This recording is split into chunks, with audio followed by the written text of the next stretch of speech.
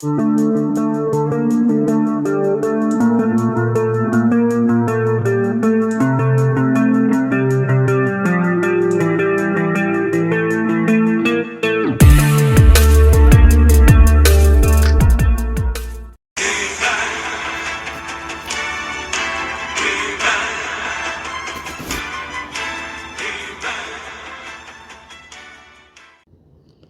everyone, welcome back to the channel. Today we're taking a look at Evil-lyn from the Mattel Masterverse Masters of the Universe Revelation line. This is figure 3 of 4 of Wave 1. They're not officially numbered, it's just the order that I'm doing them in. But I was really excited to get this one, just because she seems somewhat of an improvement over the others so far. You'll see what I mean in a bit. But packaging wise, typical Masters of the Universe Masterverse, of course brought to you by Netflix. Masters of the Universe Revelation Evil-lyn. There is the box art that you've seen so much of on my channel. Nice artwork on the back as well, giving you the 4 characters in the line and a bio. And the side, Evil-lyn, Evil Warrior Goddess. Alright, let's get her cracked open and see what she has in store for us. Alright, here she is out of the package with everything that she comes with. In addition to the 2 grasping hands, she does come with 2 fisted hands. One for each side, and also a casting, or I would say just posing hand. All the hands have the same pin and have the ability to pivot in and out. She comes with her satchel, which is nicely detailed, has some red here on the side. Nice detail on the strapping. It is just rubber plastic with a silver belt buckle done on the front. Not belt buckle, just buckle. But it is rather nice.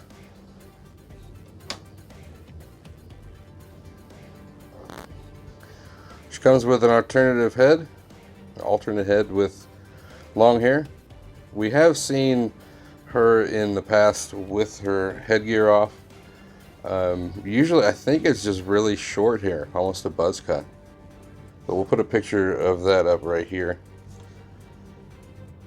But it does look nice. It's nicely painted, very stern look. Blue eyes, angry looking eyebrows, a little bit of makeup, and some nice glossy red lipstick. It looks fantastic, to be honest. The hair is very, very solid, but it is nicely detailed itself. So it's nice that they included that.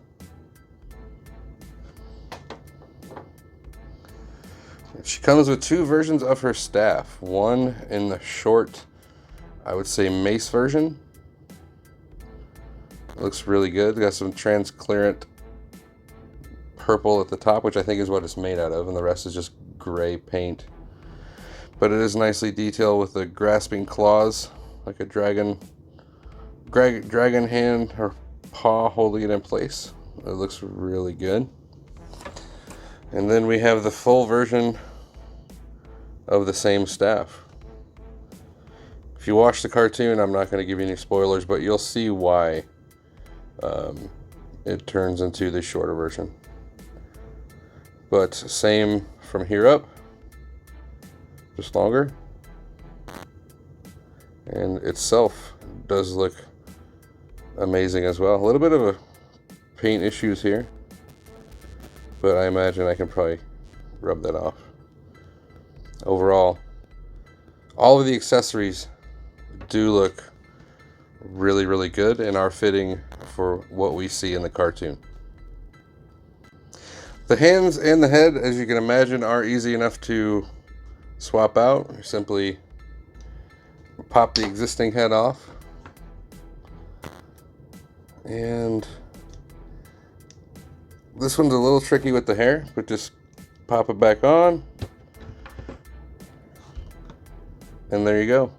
Hands, no different than anything else in the line. Just pop it out, got your peg, and put the appropriate hand in. So let's take a look at the figure. In my opinion, she does look exceptional. You do have a wonderful head crest with a skull, nicely detailed blades on the end. Looking at her face, nicely painted. I love the color of the eyes and the additional makeup on the side. Wonderfully done red lips and eyes, and very stern looking eyebrows. Head is on a ball, so you can do a full 360. She does have the forward and back movement, and she can definitely get some attitude. Coming down the body, I do love the blue feathers going around the collar, nicely painted, as well as the chest and abdomen. You do get a very nice ab crunch right there at the upper torso.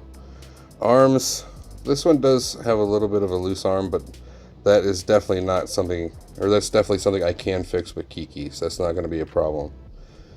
But I do love her arm guards and her gloves going down to a ring going around the pinky or the middle finger. It's too bad you can't see it, but they didn't paint the bottom section of that. It would have been nice if they had done that and give it a full look. Arms can go up to there, all the way around, as you can imagine. Upper bicep rotation, nice double jointed elbow. Wrist can rotate and swivel more out than in, but you can get both ways. Same on this side. I already did show the ab crunch, but you can get a little teapot if you want. Nice waist rotation. T-jointed ball joints for legs. So you can kick up to there. If you move around the skirt, you can get some back, but not much. The skirt is a little stiff, but not so much that you can't adjust it. But yeah, the glutes get in the way, let's just say that, for any back movement, just back to there. But you can go all the way out. Upper thigh cut, nice double jointed knee, boot cut, and the feet do have pivot up and down, and they can rotate, and you do have somewhat of a rocking motion. So she is very well articulated. Let's take a look at some more detail here. Nice paint on the belt buckle, goes all the way around. She does have this hoop here, and in the cartoon you actually do see her utilizing it to hold the shorter version of her wand. So that's a nice addition. Gray plastic throughout. The boots are done in a nice gray, nicely detailed as though they were made out of rubber. The skirt itself is also nicely detailed with paint. I love the light blue, and there is a sculpt here in the skirt as well. You do get the peg on the bottom, the port for a stand. Coming out the back, man, look at those. You can tell that her vest is definitely as tight as it needs to be, but it looks good. Overall, a very well detailed and very well articulated figure. If you want, you can bring in her satchel, which she does wear throughout the cartoon. does rest nicely on the shoulder. It is sculpted. As you can see, it's only going to fit in one place, so it's nice. Supposedly, this is big enough to carry the Havoc staff, or the head for the Havoc staff. A little bit deceiving. Maybe it's a magic satchel. But anyhow, she can hold her weapons in the gripping hands.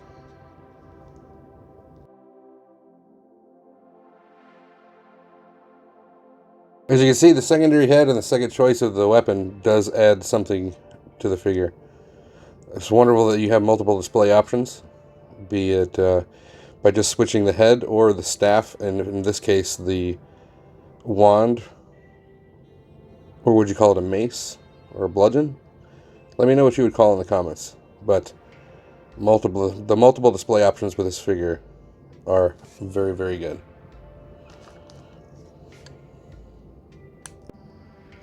Here she is with the two other figures from the wave that I've reviewed so far.